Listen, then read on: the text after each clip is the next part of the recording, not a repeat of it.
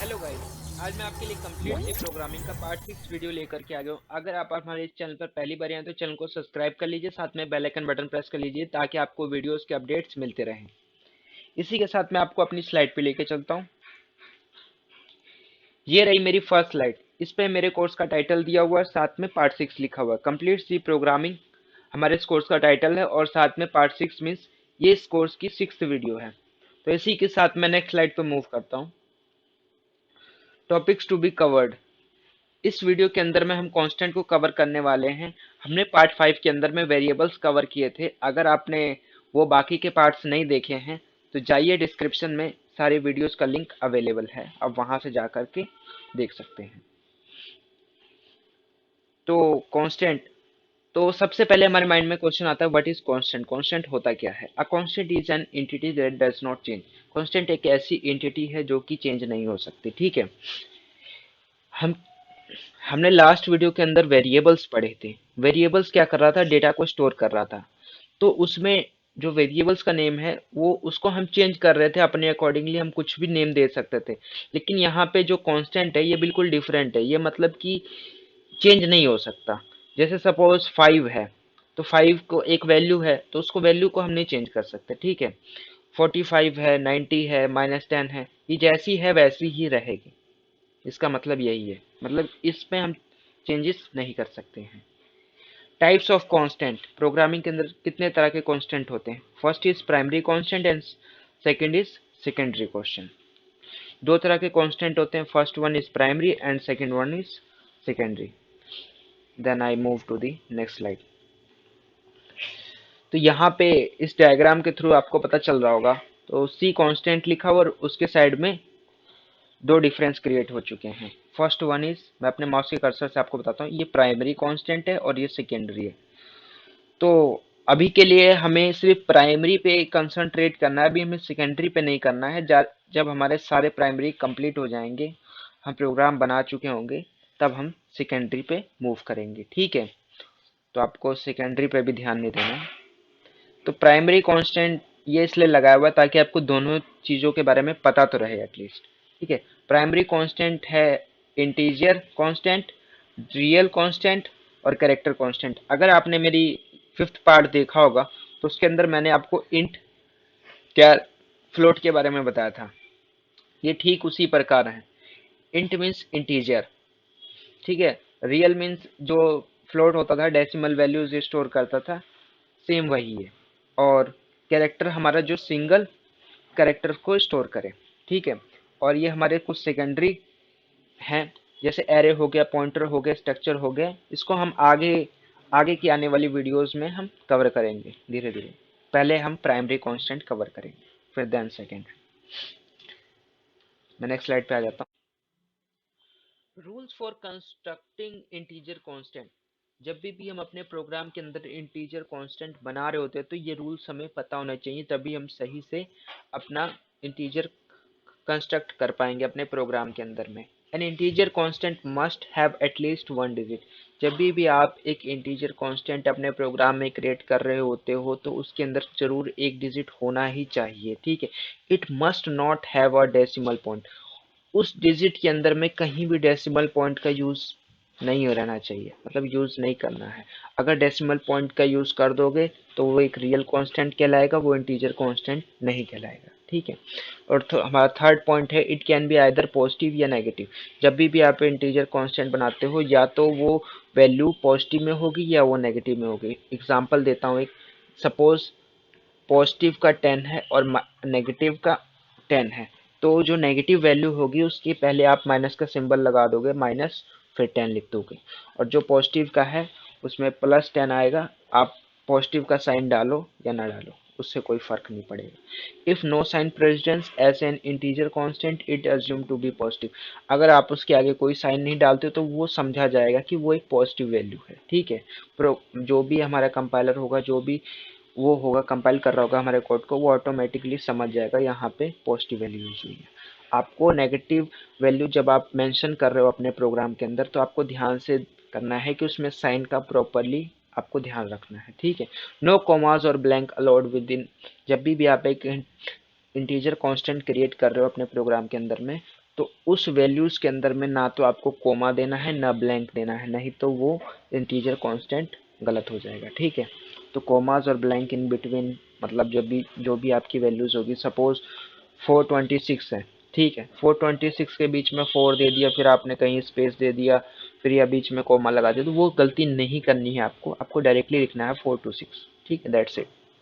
फिर इसी के साथ जो हमारी नेक्स्ट है, जो हमारा लास्ट पॉइंट है, उसमें क्या है कि द एक रेंज दी गई हुई है कि आप कांस्टेंट इस रेंज के अंदर ही यूज कर सकते हैं। जब क्रिएट करेंगे ना, तो इससे मतलब कि इसी रेंज के अंदर में रह करके आपको एक लिमिट दे दी गई है, इसी लिमिट में रह करके आपको अपने प्रोग्राम के अंदर में इंटीजर कांस्टेंट को यूज करना है एक तरीके से। ठीक है, तो ये रहा रेंज आपका -2147483648 टू +2147483647 अप टू 7। ठीक है, तो ये मैंने येलो में कर भी दिया है, तो आप यहाँ से देख पाएंगे स्लाइड पे मेरे।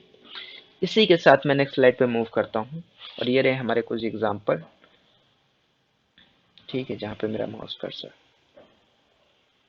ये 426 +782 -8000 -7605, ये हमारे एग्जाम्पल है, इंटीजर एग्जाम्पल। आप इन्हें देख सकते हो और बाकायदा समझेंगे।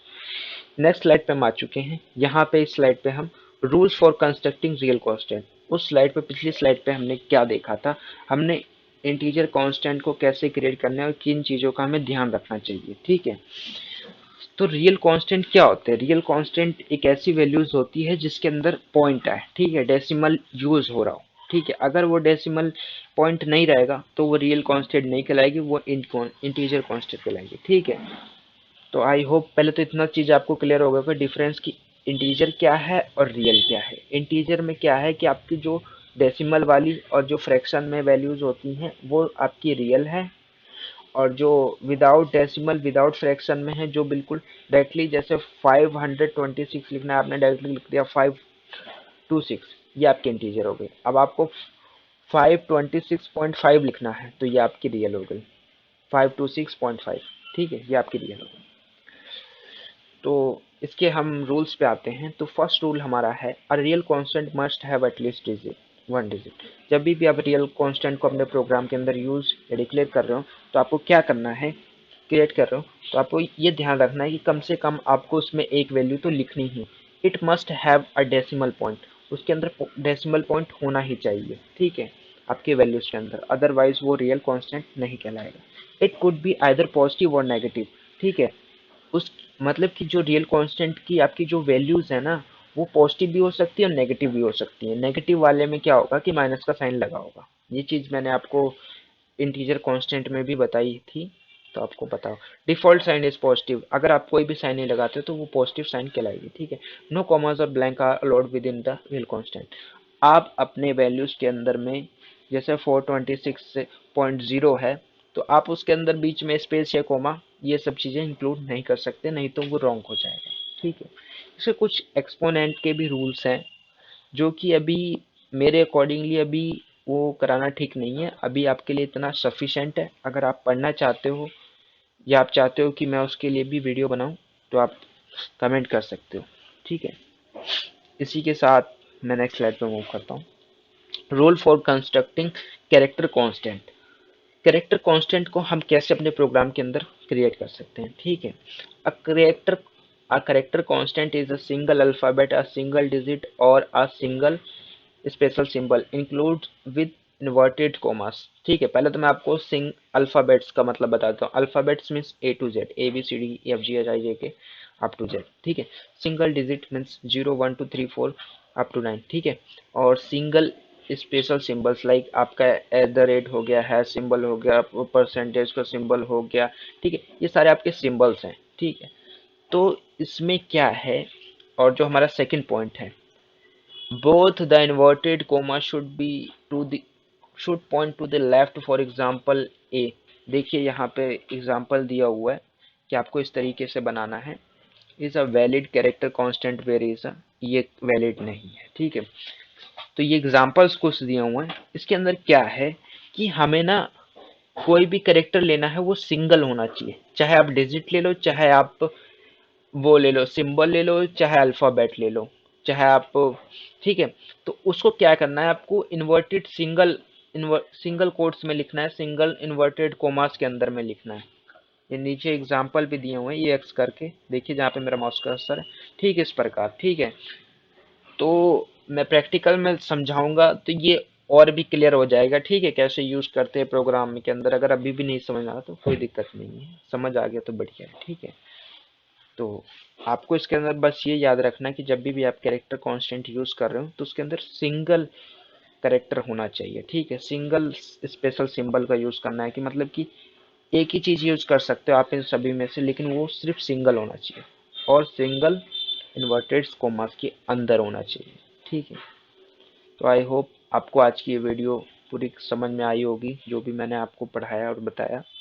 अगर आपको मेरी ये वीडियो अच्छी लगी हो तो सबसे पहले लाइक कर दीजिए और इस वीडियो को ज़्यादा से ज़्यादा शेयर कर दीजिए।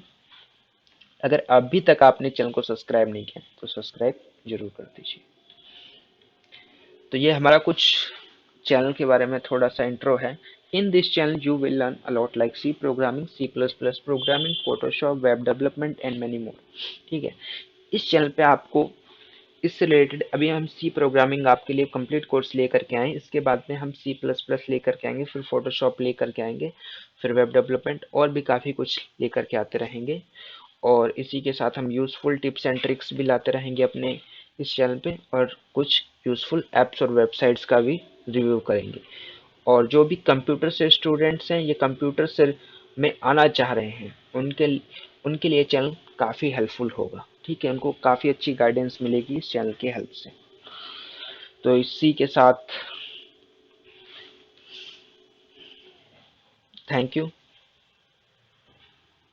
अगर आपको कोई भी सजेशन है, कोई भी डाउट है, तो आप हमारे चैनल के कमेंट बॉक्स में कमेंट कर सकते हैं। आप मुझे डिस्क्रिप्शन में इंस्टाग्राम का लिंक है, वहाँ से फॉलो करके आप डायरेक्टली पर्सनल चैट भी मुझसे कर सकते हैं।